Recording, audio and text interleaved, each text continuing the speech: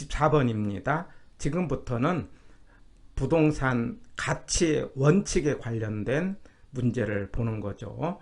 그렇다면은 부동산의 가치와 가격과의 관계는 무엇이냐? 틀린 것 이제 보는 거죠. 1번 가치는 주관적 추상적 개념이고 가격은 가치가 시장을 통하여 구현된 객관적 구체적 개념이다. 그러면 맞습니다. 여기서 가치라는 개념은 만족이라고 정의를 하고 만족이라는 것은 사람마다 다르기 때문에 주관적이다. 그런데 가격이라는 것은 돈으로 표시되는 거기 때문에 구체적이다. 해서 1번 맞는 말.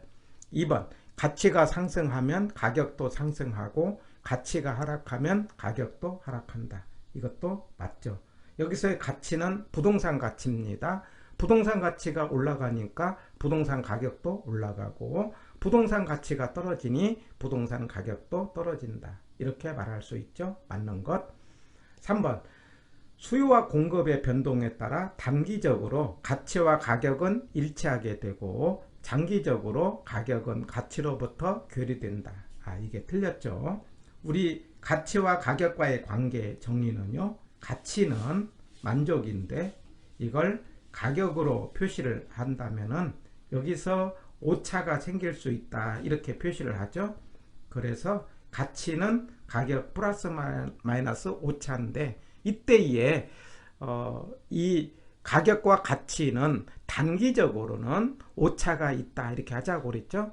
왜냐하면 단기라는 것은 수량의 변화가 없는 기간이기 때문에 오차가 생길 수 있고 오차가 있다는 것은 왜곡이 있다 이렇게 하고 그러나 장기적으로는 가치와 가격은 일치한다 이렇게 정의를 한다면 3번은 틀렸습니다. 해서 24번의 정답은 3번이 되는 거죠. 4번 부동산의 가치는 평가 목적에 따라 일정 시점에 여러 가지가 존재하나 부동산 가격은 지불된 금액이므로 시점에 하나만 있다. 가치는 다원론이다. 여러 가지가 있다. 보는 관점에 따라 여러 가지가 존재한다. 이 말이에요. 그런데 가격은 서로 거래가 되려면은 하나가 있어야 거래가 되지 않습니까? 그래서 가격은 하나다. 이렇게 풀어가는 거죠. 맞습니다. 그 다음에 5번 부동산의 가치는 유무형의 편익을 현재 가치로 환원한 값이다. 이렇게 정의를 하는 거죠. 그래서 맞습니다. 해서 24번의 정답은 3번이고 바로 이 부분을 체크 포인트로 정리를 해보는 겁니다. 가치와 가격과의 관계, 부동산의 가치 정의를 세 글자로 하자고 그랬어요. 소유권에 근거한 장래이익의 현재 가치다. 이렇게 정의를 하고 그런데 그 가치를 돈으로 표시되는 게 가치는 가격 플러스 마이너스 오차인데 단기적으로는 오차가 있다. 오차가 있다는 것은 왜곡이 있다. 그러나 장기적으로는 가치와 가격은 일치하기 때문에 오차가 없으면서 왜곡이 없다. 이렇게 하는 거죠. 그 다음에 가치는 현재적으로 그러나 가격은 과거적으로 그리고 가치는 그 목적에 따라 보는 관점에 따라 여러 가지가 존재하기 때문에 여러 개 이것을 가치의 다원론이다.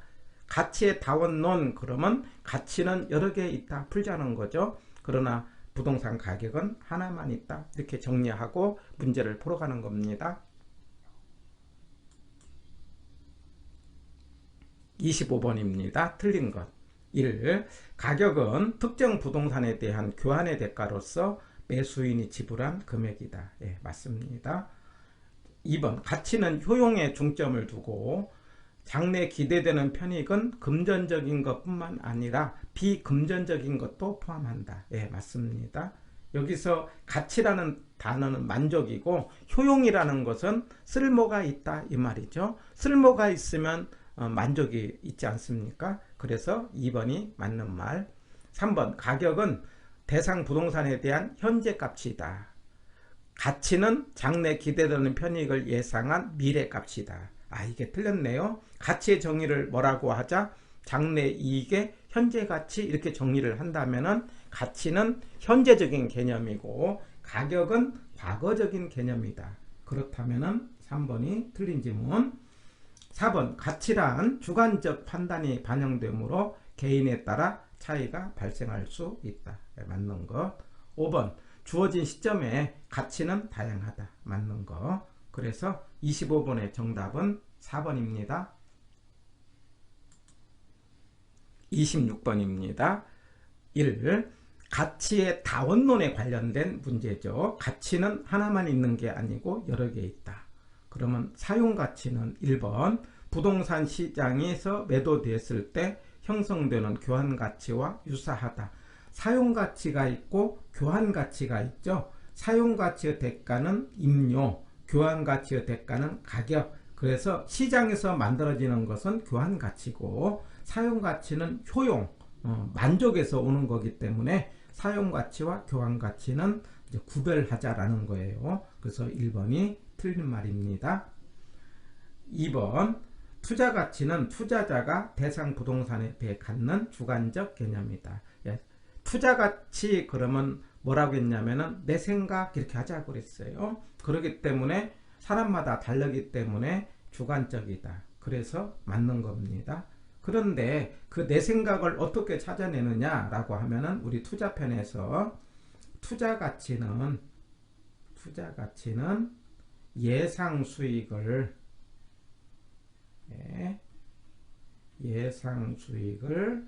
요구 수익률로 나눈다. 이렇게 하자고 그랬어요. 그래서 기억이 납니까? 그 요구르트 이렇게 연상해서 그래서 투자 가치는 예상 수익을 뭘로 나눴다? 요구 수익률 이렇게 하고 투자 가치는 내 생각이고 기억납니까? 기호 투시 이렇게 하자고 그랬죠? 투자 가치가 무엇보다 클 때 시장 가치보다 클 때 투자한다 이렇게 하자고 그랬죠?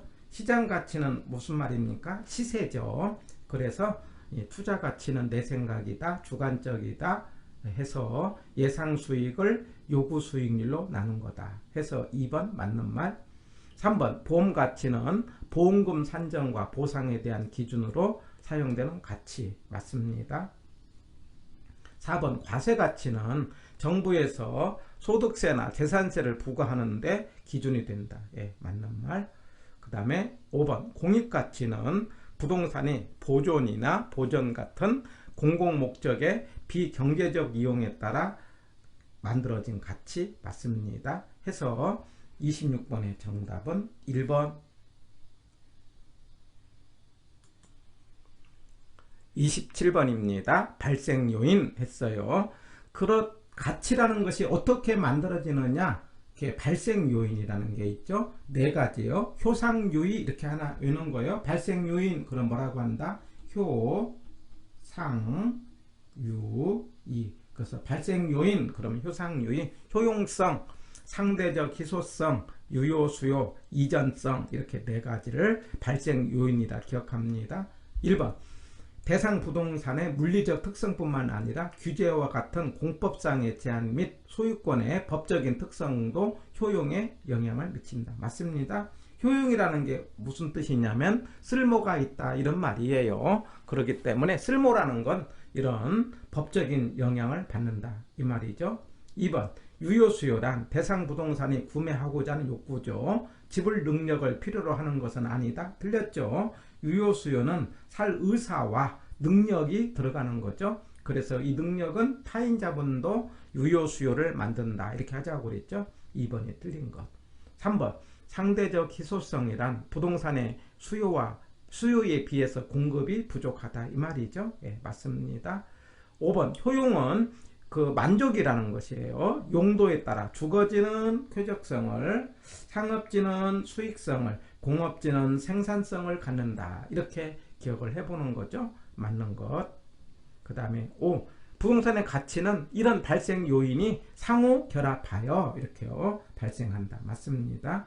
그래서 효용성, 상대적 희소성, 유효수요. 하나 더 이전성은 이제 법적인 문제로서 이전성을 넣어가지고 이 네 가지를 발생 요인 이렇게 하는데 바로 이 부분을 체크 포인트로 한 번 더 점검을 해보는 겁니다. 자, 부동산의 가치의 발생 요인 그러면 효상유의 이렇게 하자고 그랬죠. 효용성, 상대적 희소성, 유효, 수요, 이전성 이렇게 기억하고요. 그런데 이런 가치가 생기도록 도와주는 주변에서 간접적으로 경제적 가치에 영향을 주는 요인을 형성요인 그럽니다. 그래서 앞으로 형성요인 그러면 일찍에 이렇게 해놓은 거예요. 지문에 잘 나오죠. 형성요인 그럼 뭐라고 하자? 일찍에. 그래서 일반적, 지역, 개별 요인. 여기서 일반적이라는 것은 국가 단위로 영향을 미치는 것이고, 그 국가 단위로 영향을 미치는 건 세 가지예요. 제가 행사경 이렇게 이야기를 하는데, 행정적인 요인, 원인, 사회적인 원인, 경제적인 원인 이렇게 이야기를 하는데, 이 구분을 혹 문제가 나올 때 경제를 한번 구분해 봅니다. 말하자면 세 부담, 기술, 교통, 그 다음에 경제에 관련된 말들이 나오면 경제적인데, 그래서 특별히 이제 문제가 되는 단어가 이 세 단어여서 제가 세기교 이렇게 하나 기억합니다. 세기교.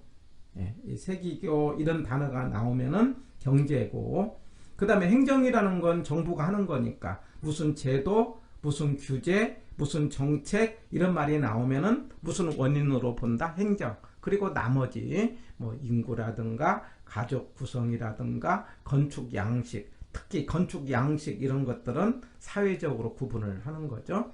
이건 이제 구분 문제가 나올 때 경제를 하나 체크를 하고 세기교 이렇게 기억을 하고요. 주로는요, 형성 요인과 발생 요인 구분 정도를 하시면 돼요. 형성 요인은 일찍에, 발생 요인은 효상 요인 이런 정도로 기억을 하는 겁니다. 28번 평가의 원칙에 관련된 설명으로 이제 틀린 거 됐어요. 그러면 이제 1번 평가에서의 가격의 원칙이라는 것은 가격이 어떻게 형성되고 그리고 유지되는지 그 법칙성을 찾아내서 평가 활동을 하는데 그 기준으로 삼으려고 하는 내용을 원칙이라고 한다. 이렇게 이해를 하고 1번이 맞는 말이에요. 가격의 원칙의 어떤 정의라고 말할 수 있어요. 그런데 그 원칙 가운데 여러 가지 말들이 나오는데 대체 그러면 바꿀 수 있다 이런 말이죠. 그래서 두 개 이상의 재화가 존재할 때, 그럴 때 재화의 가격은 서로 이제 관련이 이루어지는 것으로, 유용성이 같을 때는 가격이 싼 것으로, 만약에 가격이 같을 때는 유용성이 높은 것으로 선택한다. 이런 말이 나오면은 대체로 푸는 거예요. 여기서 유용이라는 단어 효용이라고도 하고요. 그래서 유용성, 효용성이 같을 때는 가격이 싼 쪽으로, 그 다음에 가격이 같을 때는 효용성이 큰 쪽으로. 그러면 무슨 원칙? 대체. 맞습니다. 3번 균형의 원칙은 내부적인 관계의 원칙인 적합의 원칙과, 자 여기서 이제 바로 정리를 하겠는데, 적합이라는 것은 주변이라는 말로, 우리 예전에 외지적경 이런 말 기억이 납니까? 외지적경. 그래서 외부 효과, 지역 분석, 적합의 원칙, 경제적 감가는 주변이죠. 그래서 이건 내부 문제가 아니고 외부 문제죠. 그래서 이 내부가 틀렸다 이거죠. 외부적인 관계인 적합의 원칙과는 대조적인 의미로 부동산의 구성 요소의 결합에 따른 최유효 이용을 강조한다. 이렇게 해야 돼요. 그래서 3번이 틀렸어요. 균형은 내부적인 거고 적합은 주변, 외부적인 겁니다. 그래서 3번이 틀렸다. 내부를 뭘로 바꿔야 된다? 외부로 바꿔야 되는 거예요. 4번 기여는요, 각 구성 요소가 각각 기여하여 부동산 전체의 가격이 형성된다는 것, 예, 맞습니다. 그 다음에 5번 변동의 원칙은 형성 요인이 변함에 따라 달라지는 것으로, 그 다음에 가격도 이제 사회, 경제, 행정적 요인이나 그 다음에 자체가 가지는 개별적 요인에 따라 변동한다는 것을 강조. 그래서 맞습니다.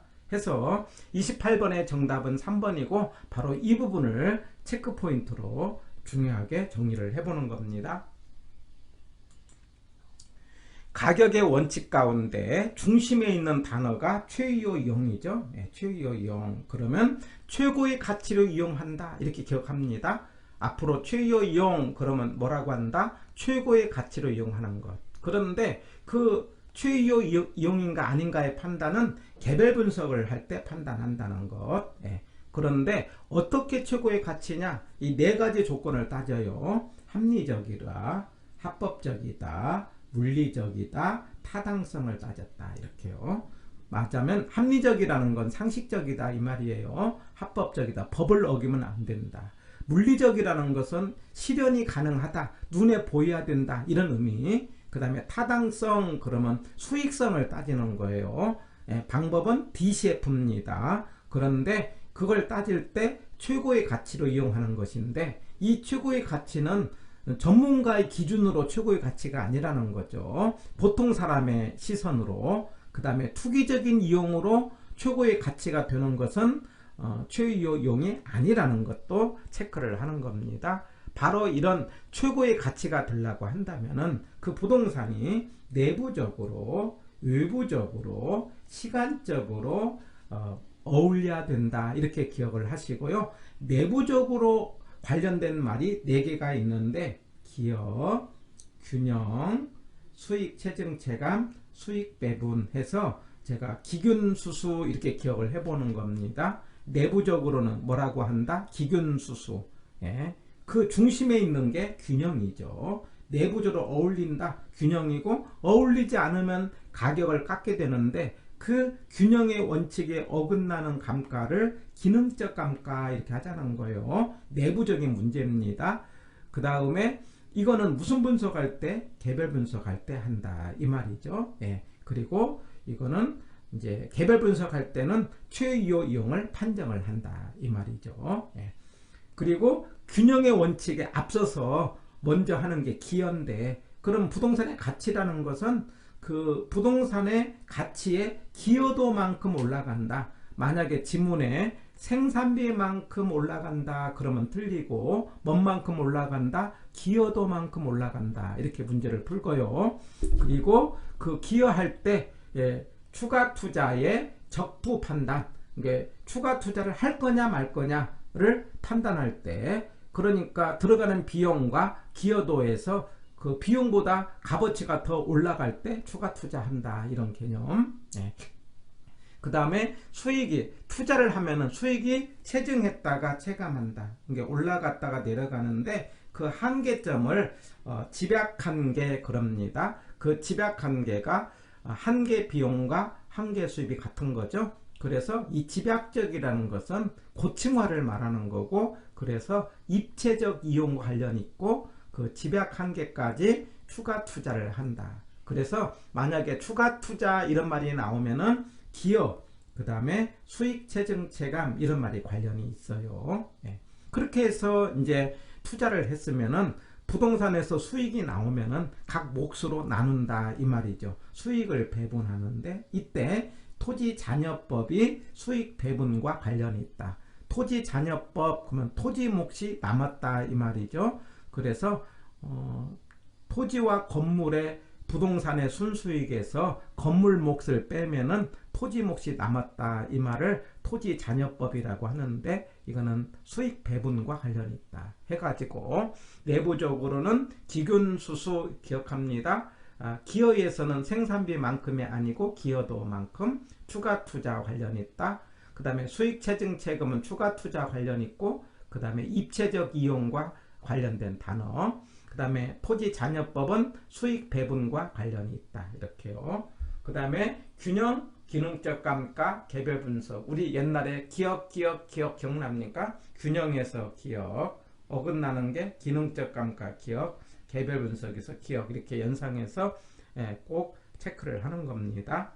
그 다음에 그 최유효 이용이 되려고 한다면 주변과 어울려야 되는데, 여기에 관련된 단어가 3개가 있어요. 경쟁, 그 다음에 적합, 그 다음에 외부성. 제가 경외적 이렇게 외자고 하는데, 그럴 때 그 중심에 있는 게 적합이고, 그러면 적합이라는 말은 주변과 어울린다 이런 말이고, 어울리지 않으면 감가를 하게 되는데, 적합에서 어긋난 감가를 경제적 감가, 그리고 이거는 무슨 분석할 때? 지역 분석할 때 하는 거고, 지역 분석은 표준적 이용을 판정을 한다 이런 이야기예요. 그래서 우리 외지적경 이렇게 연상해서 적합의 원칙, 경제적 감가, 지역 분석, 연관성이 중요하다는 것 강조를 합니다. 그 다음에 이제 초과이유는 경쟁으로 소멸된다 이런 말. 그 다음에 변동과 관련된 것은 이제 변동과 예측이 관련되고, 특별히 기준 시점에 관련된 원칙은 변동이죠. 기준 시점이라는 게 평가를 하는 기준이 되는 날짜인데 어떤 날짜로 한다? 가격 조사가 완료된 날짜다. 변동. 그리고 앞으로 변하니까 어떻게 변할 것인가 예측을 하자라고 하는 거예요. 가치와 관련된 단어, 수입 방식 이런 것들은 예측의 원칙과 관련이 있다는 것. 그 다음에 3방식의 기본은 대체다 이렇게 기억하시고요. 그 다음에 가격의 이중성과 관련되는 것은 수요 공급이다. 그러니까 가격의 이중성은 수요 공급에 의해서 가격이 만들어지는데, 만들어진 가격은 다시 수요 공급에 영향을 주어서 수급을 조절한다 이런 말이에요. 그래서 가격과 수요 공급이 주고받는 과정을 가격의 이중성이라고 하는데, 여기에 관련된 원칙은 수요 공급입니다. 바로 이 체크 포인트는 약간 어려울 수 있어요. 그런데 시험에 나오는 걸 보면은 짤막짤막하게 나오기 때문에 다음 문제들을 풀어가면서, 아까 뭐냐면 내부적으로는 기근수수, 외부적으로는 경외적, 그다음에 균형과 관련된 것은 기능적 감가, 개별 분석, 적합에 관련된 것은 경제적 감가, 지역 분석, 그리고 뭐냐면은 추가 투자 관련된 건 기여와 수익 체증 체감, 그 다음에 3방식의 기본은 대체, 그 다음에 이중성 그러면 수요 공급, 그 다음에 기준 시점 그러면 변동, 토지 잔여법 그러면 수익 배분, 뭐 이런 정도로 짤막짤막하게 체크를 하시면은 문제를 쉽게 풀어갈 수 있습니다.